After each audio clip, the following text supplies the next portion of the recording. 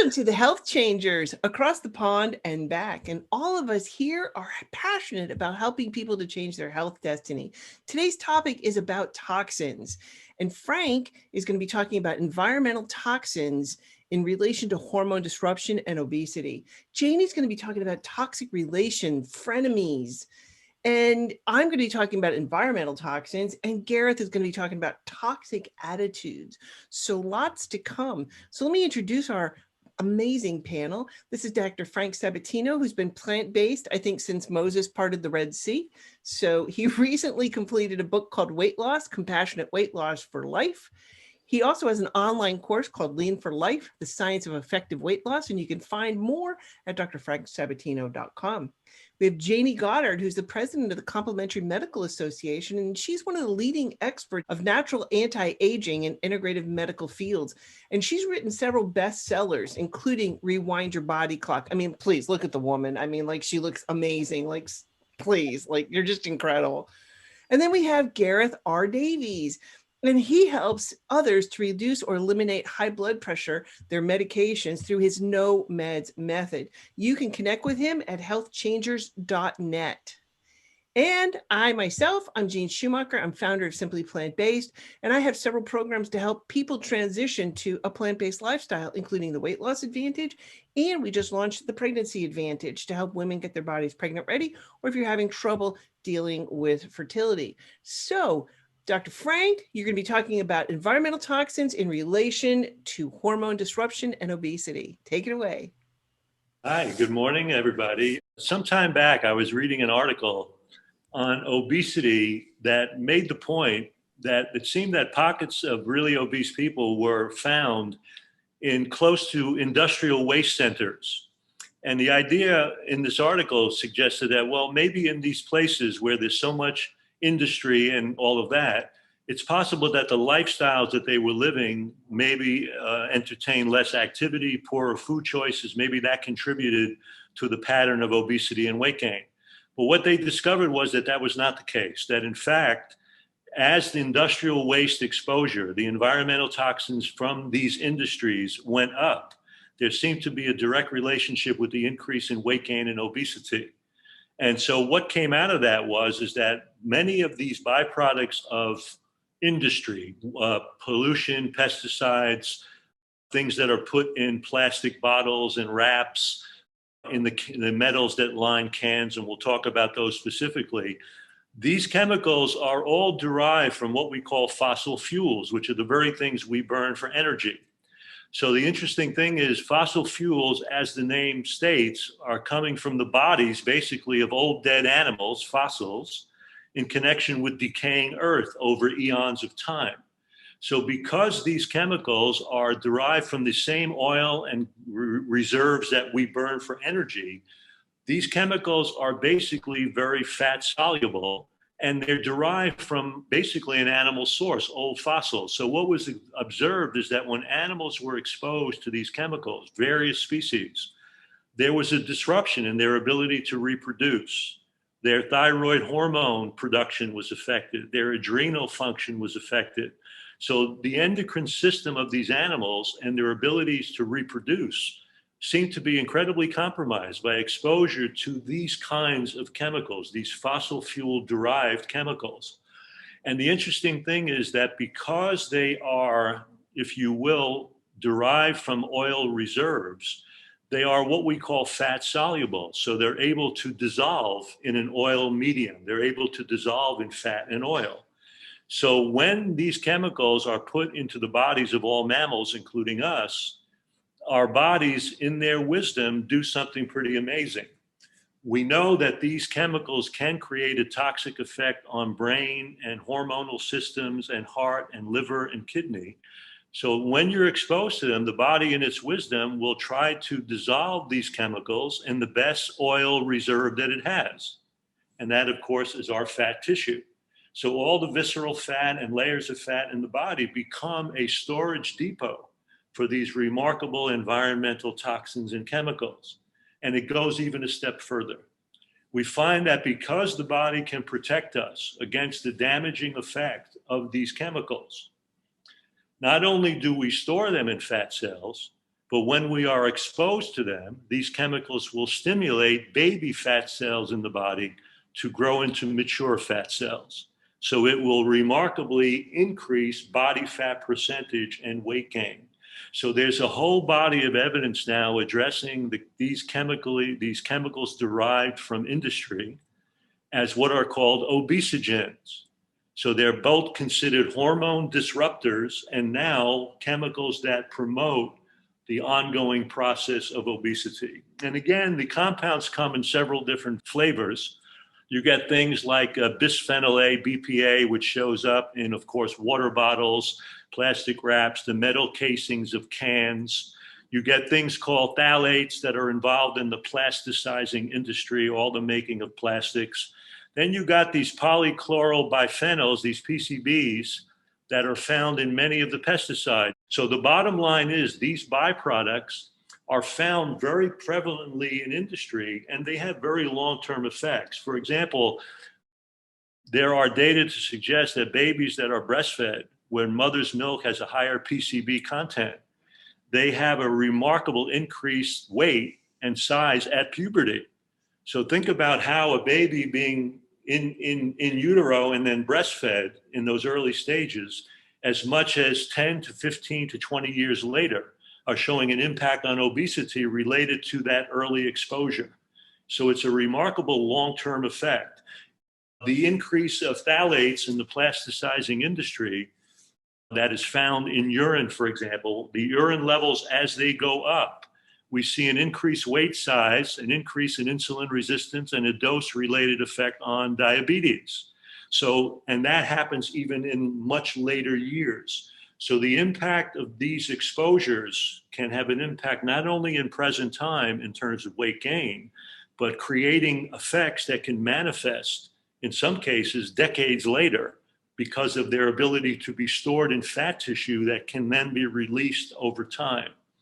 And then, of course, we have the story of not only the disruption of hormone and not only the promotion of weight gain, but also the disruption of the gut microbiota. Because now we know, for example, when you have weed killers like glyphosate, for example, they are notorious for damaging healthy flora in the gut that the body needs to make the plush lining, the mucus linings that are our first line of defense in the immune system. And we also now know that there are about 20 different chemicals released from gut flora that play a major role in satiety signals in the brain, giving us signals of when to stop eating. So when we see this widespread effect, these various chemicals and things like glyphosate have such a long-term effect on gut damage with the microbiota. And so this feedback in weight gain, the impact of the actual gut flora on controlling satiety and weight gain, the impact of the ability to drive this into storage forms in fat cells, this impact of, again, the tremendous increase in body fat and the outcome of diabetes even decades later after the exposure to these chemicals, make this a very problematic input. And the intriguing thing is, as much as we have focused in the weight gain story on factors of calories in, types of food, physical activity, and the like, it has been woefully inadequate in addressing this underlying factor of environmental toxicity in the global epidemic of obesity. When you think about the fact, and in countries like the United States now, close to 70% of people are either overweight or obese, I think it becomes significantly important that industries in many ways step up to the plate or somehow are coerced to understand their role in kind of disseminating this kind of toxicity into the environment and into the general food supply and working supply that people are exposed to, and how that can be affecting our population from the moment of birth and even prenatally, right on up into adulthood in this exposure to these environmental toxins. And that's where techniques like fasting and things of that nature, which literally start to break down fat reserves to use that fat for energy, will also now start to mobilize some of that toxic debris and waste from the storage areas of the body to a place where we can eliminate them through all of the mucus linings and all, skin, lungs, bowels, all the ways that we would eliminate from the body. But I think this is one of those areas that is getting a lot more airplay, obviously, and is very significant in how we are creating this incredible global epidemic of obesity and affecting everything from the way we store fat to the way we use fat to the way fat is produced to even the integrity of the gut microflora that we have for playing a role in the satiety signals and in weight regulation, and how it can be incredibly damaged by the exposure to these man-made chemicals that are now ubiquitous in our food, water supply all around us. One of the things that I have found that as you start to lose the weight, or you change your diet, you change your lifestyle, you start to lose the weight and you're starting to break down these fats. And talk to us a little bit more about these toxins and like some of the impact that you're going to feel. What people don't realize is that when you have a detoxification process, and people use that word a lot, all it really means is that you're immobilizing these kinds of chemicals from the storage areas of the body into the bloodstream and then out the organs of elimination. And of course, when you have a process like a water fast, for example, so much energy is now available for that process because it's diverted from the digestive process because you're not eating. So all of that energy will step up that elimination and detoxification. But understand that when the body starts throwing that waste off, it's going to create a set of symptoms and actions that are the vehicle for that elimination. So you can have drainage and discharge from every opening of the body, mucus discharge from the lungs, vaginal discharge in women, things that erupt on the skin that can be coming as the body is mobilizing that stuff. So it's not always a friendly, comfortable process. It can be associated with discomfort.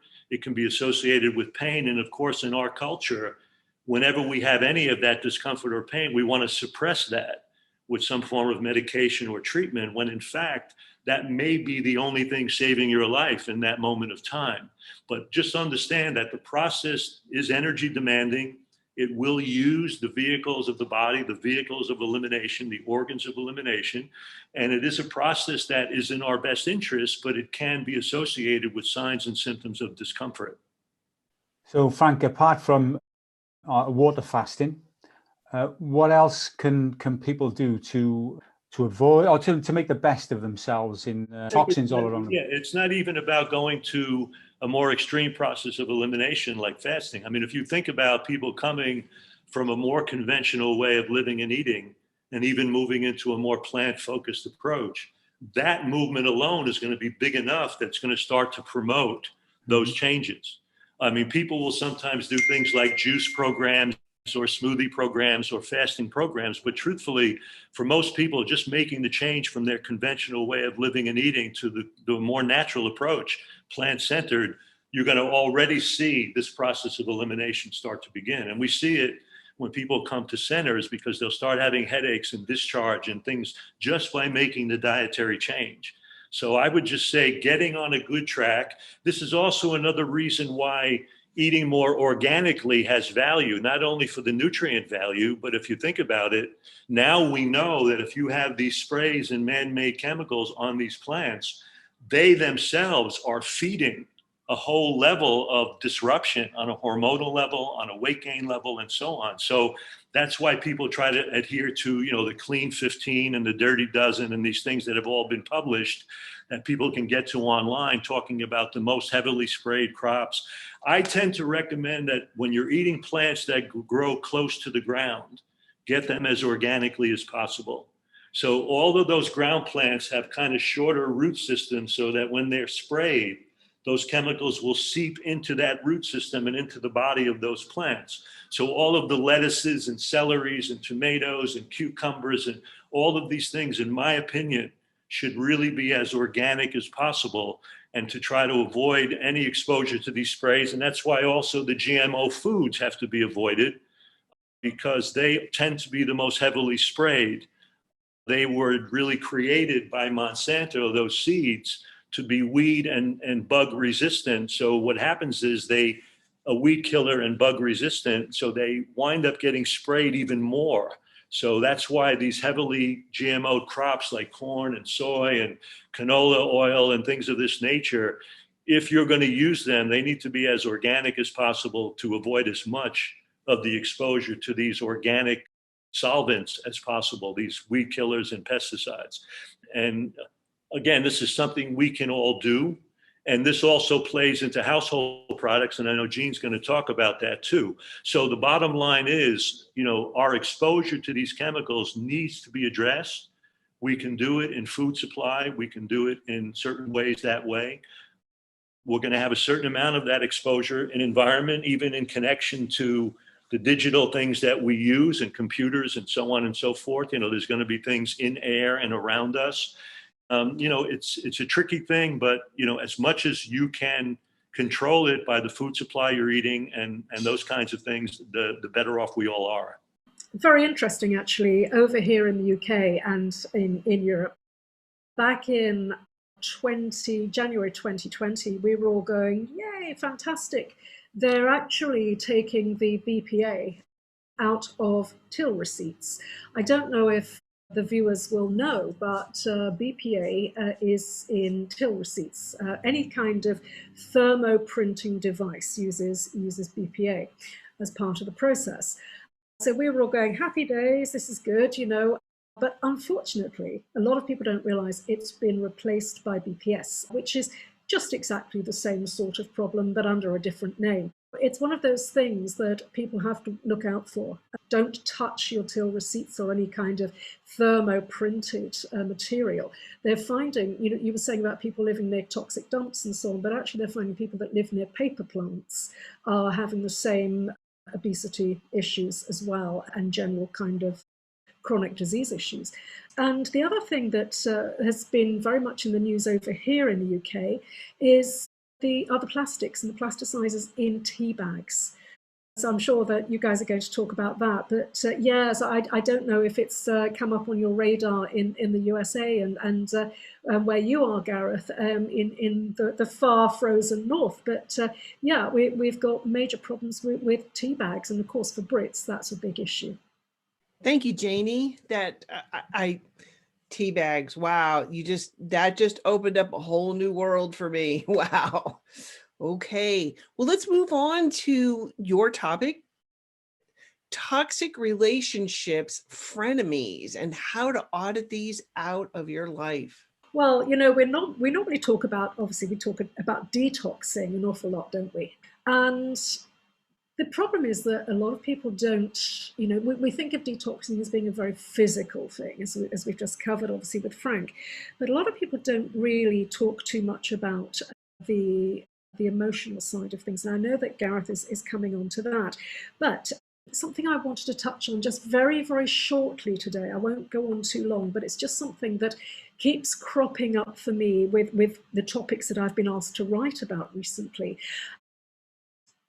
I write about longevity, as you know, an awful lot of the time. And we all know, and I often mention this in these broadcasts, is that, by having good social structure, by having good close friends and relationships, and the kinds of friendships and relationships where you can work together towards a common goal and so on, can add up to 9 healthy years to your lifespan. I mean, what's not to love about that, right? Now, the thing is, though, there is the flip side to the relationship issue, and that is the concept of the frenemy. Now, a lot of people sort of think, well, it's kind of a strange term. What does it actually mean?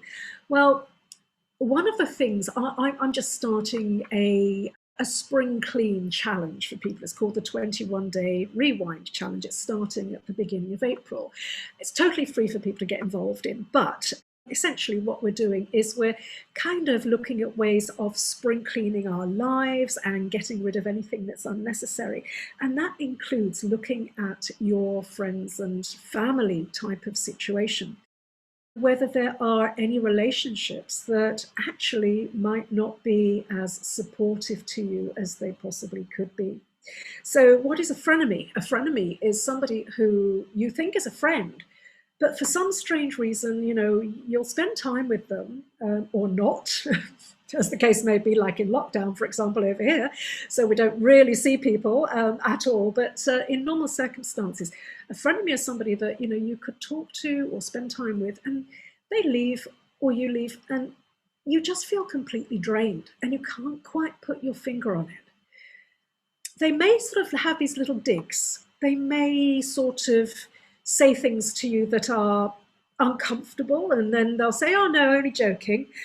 And it's sort of these little kind of weird mind games that, quite honestly, anybody, you know, we're all struggling with our mental health at the moment, especially, you know, in lockdown countries. I was reading something just this morning, actually, about the fact that in lockdown countries, we're all suffering from at least low-grade depression. And I can speak to that myself. I mean, it is horrendous. I was saying to Frank the other day, I've not touched another human being since January. And that does really weird stuff to you. And there's a term for it now, it's called skin hunger, because you just have nothing. And it's the weirdest thing. But so going back to the concept of the frenemy is somebody who just does these little digs. They criticize, but it's not constructive criticism. It's sort of saying little things that make you feel uncomfortable, but it's not overt. So if you find that you've got people like that in your life, that it's really, really important, especially as we're sort of battening, you know, we've got the hatches all battened down. We're kind of under a siege mentality right now. Not so much for you guys in the States, but certainly here, and I don't know about you, Gareth, as well, but for us in Europe, it's really, really bad. And so, you know, if you've got people like that as well, my goodness, that adds to your psychological burden of discomfort and ill health. So where we're all struggling with mental health issues, and you know, the stigma has been well and truly, certainly over here in the UK, we've had really famous stars coming out and talking about mental health issues, normalizing it. So it's the big topic. We're all talking about it. Thank goodness. And it's not now being hidden away. We know that the suicide rate since the beginning of March last year has massively increased, particularly amongst young men, because they don't talk to friends. So, you know, something has to be done. So please take an audit of anybody in your life who in any way contributes to you moving outside your comfort zone. If it's just something that happens now and again, then maybe just talk to the person and say, hey, you know, that makes me feel uncomfortable, or was that really necessary, or what did you mean by that? Get them to explain. If they come back with something like, haha, you've got no sense of humor, or haha, it was a joke, or words to that effect, that's gaslighting, and that's actually serious. And so you really do need to consider whether that person might actually be better off taking a hike. So I want to leave that there, but hopefully I've given enough information there for people to just take stock and think about what's good for me, what's good for my psychological health, my emotional health, and my spiritual health and well-being. I just think back when I was still teaching and I had colleagues at school that would just literally, you know, the ones that they would start trashing school, the administration, or just saying just very, very negative things all the time and gossiping. And once you start doing that and you start going down that road, every time, like almost every time I would finish talking to this person, I was like, oh, you know, and I just felt nasty myself because I participated, you know, she would start talking about the gossip and everything, and I got sucked in. And finally, towards the, you know, when we were still, you know, seeing people, you know, when I would get into conversations with her, I'd be like, let's talk about things that are positive, you know, and we just changed the topic of the conversation. But honestly, I know it's exactly what you mean about that. You just feel so drained afterwards, and it is not good. It's interesting, actually, what you've highlighted there, because if it's somebody who can actually flip and realize that, gosh, actually, yes, I am playing the ain't it awful game, which is something that psychologist Eric Byrne speaks about quite a lot. That's something that can be turned around. And that person is a legitimate friend because they realize that the pattern is, gosh, I didn't realize I was doing that, but wow, okay, and we can stop doing that. So that's fine, that's a friendship. But if it's somebody that, and this is often born of jealousy, it's born of people finding that, that they can't compete with you, if they feel they need to compete, but they can't compete with you or what have you. Those are the ones that you really do actually need to watch out for, because it's a really great big dark sucky hole that you'll be dragged down. I know that some people, when they walk into a room, they're full of life and energy, and they light up the room. Well, those frenemies are the ones that light up the room when they leave. Yeah, love it. Perfect. Okay, well, let's move on to environmental toxins in personal care products. This is part of a larger lecture that I do, but I just want to kind of give you the Reader's Digest condensed version. So let's talk about these unknown toxins, because most companies, they can add anything to your personal care products, and they do. I mean, we're talking about shampoo, deodorant, toothpaste. There is absolutely no regulation in this country at all. I know over on your side of the pond, there is this, what they call the precautionary principle, where you have to literally prove it's safe before you can release it, but not here in the States. So exposure to these things, like literally anything that you put on your skin in 26 seconds is in your bloodstream. And the average woman is exposed to 168 chemicals a day. And if you're using makeup, add a couple hundred more. The Red Cross did a study on umbilical cords, and they started doing an analysis of it and found on average, babies are born with over 200 industrial chemical and pollutants in their umbilical cords. So they're not even an hour old and they're already toxic, which is one of the reasons why Dr. Deborah Shapiro and myself, we started the Pregnancy Advantage, because we wanted to help women to get their bodies ready for pregnancy. Or if you're dealing with infertility issues, we wanted to help you there too, because a lot of it has to do with these toxins. And this is one of the things that I did and talked about in my first TED Talk. I was very proud to be able to share this message about these childhood silent disruptors and learning in a toxic world. And I've seen these change in my teaching career. I don't teach the way I did 35 years ago, without question, because they have such a difficult time handling this. So let's look at some of the diseases. Since 2000, we've seen an increase of Alzheimer's rates, like 123%. That is disturbing on so many levels. My own mother-in-law went into the nursing home at 72. We had to prove that we could pay for 5 to 8 years, because the average lifespan of a person going into the nursing home is 5 to 8 years with Alzheimer's or dementia. And she lasted 7 years. And when she went in, it cost $4,000 to pay a month when she first went in. By the time she died 7 years later, it had gone up to $9,000 a month. I don't know about you guys, but I'm not putting aside that kind of money for personal care for me. Once I'm hoping that I'm doing and hedging all my bets so that I don't have to go into the nursing home. We've seen a huge increase in cancer, and specifically in breast cancer. It's gone up dramatically. And the one that absolutely is most disturbing to me is the increase in autism, 747% since 1995. I myself didn't see my first autistic child until the 1990s. And now, according to the CDC, it's 1 out of 54. 1 out of 54 children are now autistic. And then if you've ever seen or tried to educate these children, it requires a phenomenal amount of resources. So on one end, we have a massive increase in autism. The other end of the spectrum, we have a massive increase in dementia and Alzheimer's. Both cost a phenomenal amount on society. So, and why? Why have we seen this huge rise in autism? It's just absolutely disturbing. A lot of these chemicals are what's called bioaccumulation. They accumulate a little bit at a time into, as Frank talked about, into your fat cells. And so you're building up these chemicals, and we're literally like walking chemical experiments, because you have some chemicals that are interacting and we have no idea how they're going to respond within your body. And on top of that, they start to concentrate. So you're going to start to see this accumulation and then concentration, these chemicals building up in your body over time. And it's in everything. So there's 2 chemicals that I wanted to talk a little bit more in depth about today. One is parabens.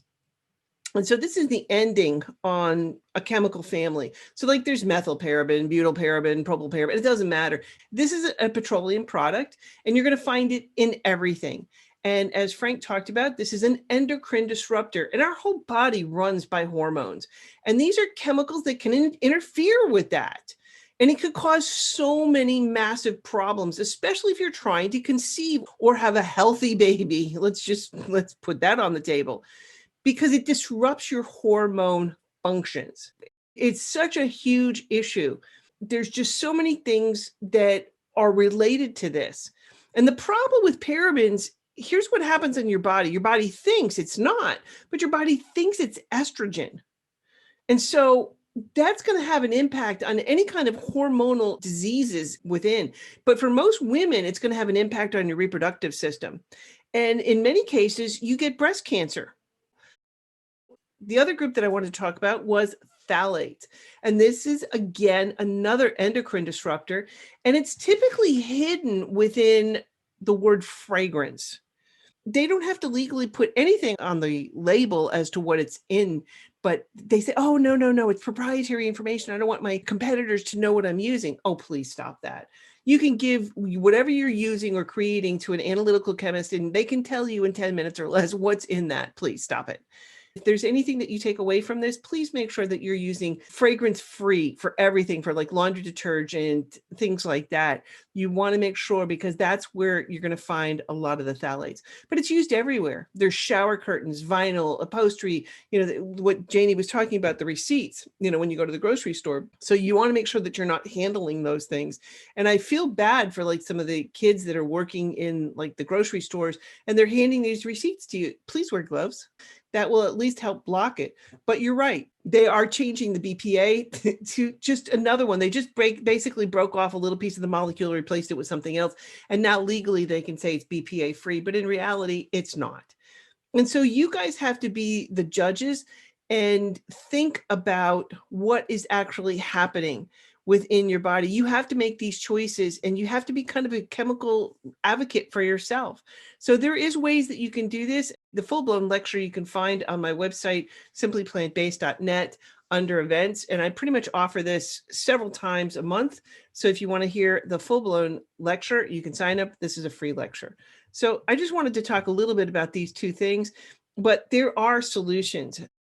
That's what I will dive into if you'd like to go into the full-blown lecture. That's absolutely amazing. I wish I'd had you with me. I did a debate at the Royal Society of Chemistry. Was it? Yeah, Royal Society of Chemistry, yes.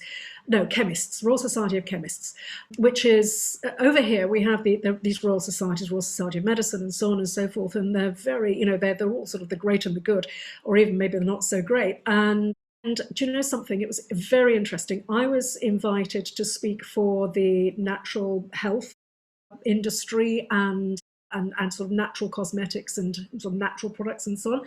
And I was up against a panel of research chemists who work for the conventional product industry. And something that's very interesting, because I was promoting and presenting the sort of information that you were presenting there, not as in depth, obviously. And I tell you something, these guys were coming back saying there's no evidence whatsoever that parabens are hormone disruptors or anything like that. I could not believe the absolute blatant, it's either ignorance or it's blatant lies. And I just prefer to imagine that they might just be ignorant. But I tell you something, they're either incredibly brainwashed or they're just out and out lying. And it is really worrying, because they say it with such conviction that the public just assume that these goodly scientists, these goodly chemists, must have their own best interests at heart.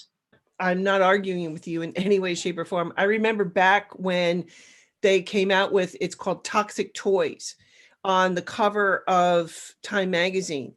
And I showed this to the kids in school, and we were talking about this, and I said, you guys have to realize that, like, and especially like for children, they were putting it in the plasticizers to make the plastic soft. That's what phthalates make plastic soft.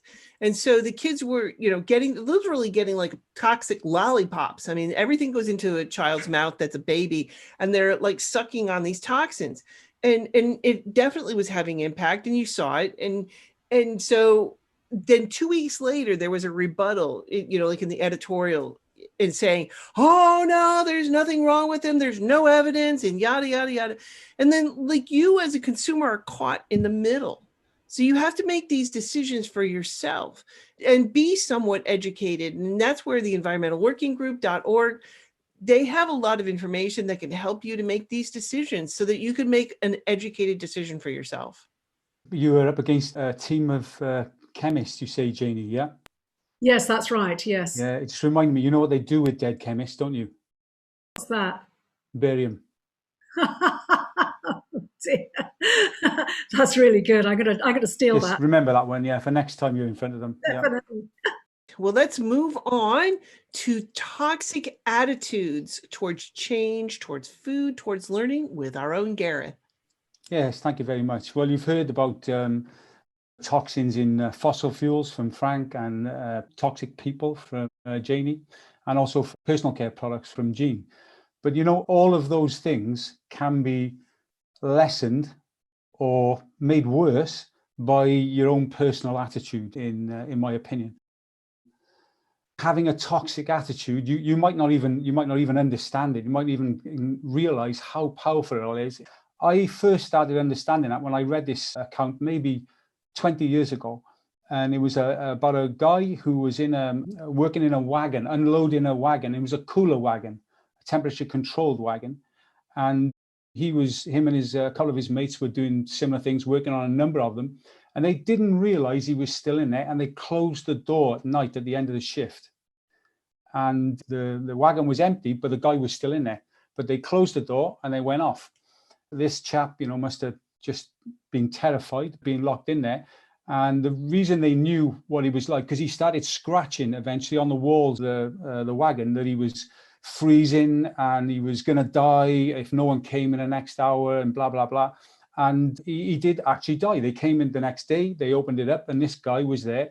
And with the autopsy on him, was like he'd frozen to death. But that unit was not switched on. It was all the power of his mind and what he was thinking.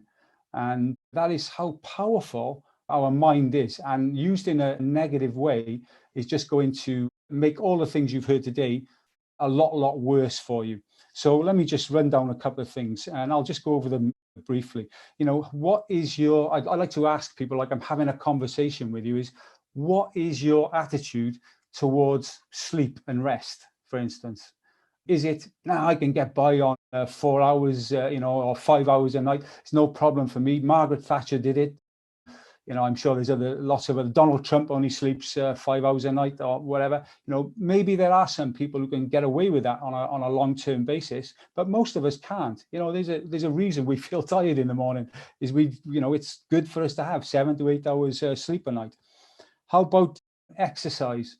I'm part of a Mastermind group based in the UK. Actually, I'm the only one outside the UK, and we were talking about how we get our work done in the daytime, because in this lockdown period, most of us are working from home, and how we exercise. And I said, well, I give myself a couple of hours in the morning to do some work, and then I reward myself with exercise because I go out and ski. And I spoke to one of the other members a couple of weeks later, and they said, I couldn't believe it when you said you rewarded yourself for exercise. That's the worst thing. He said, I would reward myself with some chocolate. I get that. Because it's a very powerful stimulant, chocolate. I'm just asking you, whoever's listening, what is your attitude towards exercise? And it doesn't have to be, I've said this before, but it doesn't have to be 2 hours of cross-country skiing.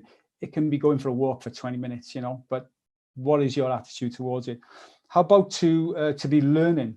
I mean, listening to you three guys every time we do this, I learn something every time. I've been on your site, Jeanne. I've read your book, Jayney. I've bought your course, Frank, and been through the course. It's fantastic. And there's many others out there who you know, if you keep that information going in, it'll keep you positive about your own health. And I think it will allow you to know that you're in charge. Actually, you're in charge in most cases of your own health. COVID. Yes, we need to know about it, but we don't need to know about it 10 times a day. And we don't need to watch the news 10 times a day to hear about how many deaths there's been, etc. There are some people who completely live their lives, in my experience, on the news, and they've been very no, let's say not happy. They've been motivated by being the first ones to know how many people have been infected, how many people have died recently, you know. It is impossible. I heard this and I love it. It is impossible to learn something you think you already know. And so what that brings to mind is people I know who are sick, mainly with, like I said, blood pressure. I deal with a lot of people with high blood pressure, and they say, well, it's in my genes. My parents had high blood pressure. My uncle had high blood pressure. You know, I've got 6 people in my family who died of heart disease in the last 30 years. Well, you probably eat the same stuff, exercise the same way, have the same toxic attitude. But no, I'm a bit extreme there, but you get the idea. It's not in your genes. It's mostly in your diet, or a lot of times in your diet. So those are just some of the things I would ask people to consider. Pretty much along the same lines as sort of what Jayney was talking about toxic people. And on that point, one thing I learned to do many years ago was, if someone was talking to me, you mentioned this, Jeannie, they were talking to me in a negative way about someone else, I've learned to stop them and say, just want to let you know, anything you say to me, I might repeat to that person. And that usually just shuts them up. And they get the picture and either run away from me, or they'll realize, as you said, that they would be a negative, Jayney. They will change their way. So that's just what I want to put out there, that all of the things that you've heard about tonight, they can all be made a lot better by having a positive attitude about things, by not gossiping about other people, by not watching COVID 10 times a day, you know, the news, and by keeping a positive mental attitude about yourself and be in control of a lot of your environment. We're nearly all in control of our environment, where our health is affected so much. Thanks. Gareth, I thought that was absolutely fantastic. And obviously, likewise, you know, we learn so much from you and your unique perspective. And yeah, I think it's so important to monitor, as you quite rightly say, I think, you know, that we monitor what we're exposed to. But I love the idea of rewarding yourself with exercise. It's a very, very interesting thing. But I wanted to ask you, how much of that is about you having been a professional athlete? You know, obviously you're a person whose body is used to exercise. You know, you live, eat and breathe exercise. How easy is it for somebody who has not had the advantage of that incredible background to actually then be able to switch, to be able to feel that exercise could be a reward? You know, there's lots of information out there on exercise, on the benefits of exercise. And it doesn't, like I said, it doesn't have to be 2 hours of cross-country skiing. I've got a great example in the house here. You know, my wife is not, doesn't even like running, okay? Won't do it at all. But last year, what she realized was she did need to move a lot more. So she put this 10,000 steps out there, and she created in her diary, she had you know, 31 squares in a month, you know, a page for a month. And she put a link crossing the 01 to 02. When she completed the 10,000 steps on the 1st of January last year. And then on the 2nd of January, when she did it again, she joined up the link crossing the, you know, the 1st and 2nd to the 2nd and the 3rd, and so on. And she did not want to break that link. You know, she lost some weight. She felt better in herself, because she did it every single day last year, and now it's a habit which she can't get rid of. You know, your habits become chains which are either good or bad. And now she's into a habit. She's been out today walking 17,000 steps with a friend. It was a beautiful day. Now they could have sat on the balcony, but they just talked together as they walked instead, because they're both in that mindset. So I don't think it needs to be someone who's, you know, been in professional sport or has real loves to exercise. Like, I love going out since learning to ski, and I'm able to do that here. But it just needs I think we all need to realize we need to move our bodies. The conversation about mindset is so incredibly important, because what happens with all attitudes is that I think we all have experienced that it's not so much what happens, but the perception of what happens that becomes really important, that has an impact on people. And that's, of course, what we see even with stress. I have people that lose children and they function, and then other people have a hangnail and they're in bed for a month. So the way they look at the world that they're experiencing, that mindset, and if the attitude is toxic, as you mentioned, it becomes a self-fulfilling prophecy, meaning that it tends to just reinforce a whole negative view of the world, so it feeds that toxicity. One of the hurdles that has to be overcome for all of us, and I think we've all done it in our lives, is that until you experience the benefit of a set of choices that you make, you don't identify with that consequence as much. But when you do, like if you have a beneficial outcome from doing exercise, you may have a sense of well-being. Or if you were in a lot of pain and now you eat differently and you don't have that pain, you start to reinforce a mindset that is so dramatically different if you will give yourself a chance to get over that initial hurdle. That's where residential programs have been so helpful for people, because they come in with all the chips on their shoulders, all of that toxic attitude, and even almost a rebellion against what you may be teaching. But as they start to experience it, something else may occur in terms of quality of life or better performance, and that reshapes that toxic attitude. And they realize that, as you mentioned about the genetic thing, we know that, you know, genetics loads the gun, but lifestyle pulls the trigger, as we say, because that epigenetic effect has such a big impact on outcomes. So once you realize the power that you have to make change, once you realize the power that's in the consequences of those changes that you've made, that can start to reshape some of those toxic or devastating attitudes. But what you bring up is so important, but we have to get over that inertia, that inertia of making that little bit of a positive step, that we can now get a feedback for something more beneficial in our lives.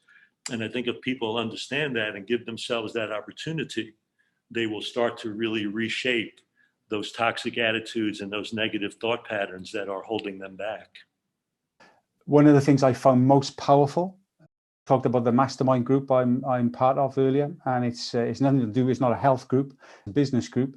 One of the things I decided to do there just a couple of days ago was produce a video every day, because I really want to do it for my business, but I've been putting it off and off and off. So I just put it out there and said to the group, I'm going to do it every day. Can I post it in our little WhatsApp group so that you can see that I'm posting something of video-wise every day? And over the next 90 days, I give myself 90 days to do it, that I will do something, and I've done the first 3 days, every day. And it's just deciding to build that habit, like on Obesogens did with the 10,000 steps. And that's where we come in, I believe, and we don't even realize sometimes our own power with other people to keep them accountable, and just to get them through that, 30 days, 90 days, whatever it takes to develop better habits, or even a better habit to make a start. Gareth, I love that. That was amazing. Thank you for sharing that. I love two things. One is I love gardening. which is a phenomenal exercise. And I love to reward myself, especially where I'm moving up to Cape Cod, and the house that I have and that we bought that we're moving into, it's got exquisite gardens, and I'm going to be building my own, place where I can grow food. So that's going to be my reward, is my time to go out and garden. So that's going to be, like, for me, my happy place. So that's going to be mine. But also, if you schedule your exercise with somebody, and make it, because you don't want to disappoint that person, if you make that time. So if you schedule that time, then it will happen. And it's just a wonderful bonding time. And I really miss it, because I had a walking partner, and then, COVID hit, and then, all this stuff. And we haven't gotten back to it. So I really miss that a lot. So gardening is going to be my reward. Thank you so much for joining us today. If you have any questions you would like us to dive into, message us through Facebook, social media, or we have a website, healthchangers.net, if you'd like to see the other episodes. Your health is so much worth working for. Make every bite count, make every action count. And if you need help, all of us here can help you on your journey. So we'll see you in the next episode.